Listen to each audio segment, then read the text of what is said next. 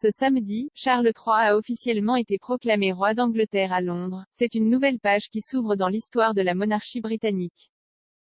Depuis la disparition de la reine Elisabeth II, jeudi dernier, après 70 ans de règne sur le trône anglais, son fils aîné, jusqu'à présent connu sous le nom du prince Charles, est officiellement devenu le roi Charles III. Le rôle d'une vie qui s'est concrétisé ce samedi 10 septembre, lorsqu'il a officiellement été proclamé roi d'Angleterre au palais de St. James, à Londres.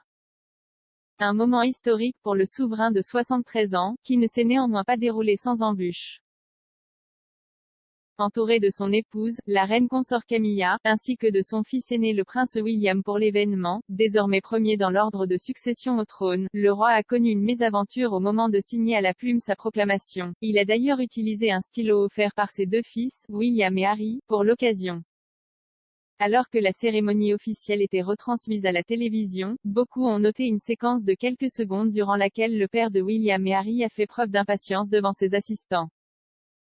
En effet, au moment de signer le registre affirmant que le serment a été prêté, Charles III s'est quelque peu offusqué afin que ces derniers déplacent rapidement l'encrier déposé sur son bureau. Une courte vidéo embarrassante pour le roi d'Angleterre qui s'est rapidement propagée sur les réseaux sociaux. Le règne de ma mère n'a pas eu des accent aigu GAL. Après la signature du document, le roi Charles III a prononcé un discours dans lequel il a rendu hommage à son illustre mère. Le règne de ma mère n'a pas eu d'égal dans sa durée, sa diversité et sa délégation, et nous devons être reconnaissants envers toute sa vie et je suis conscient de cet héritage, des devoirs et des responsabilités de souveraineté qui me sont maintenant transmis.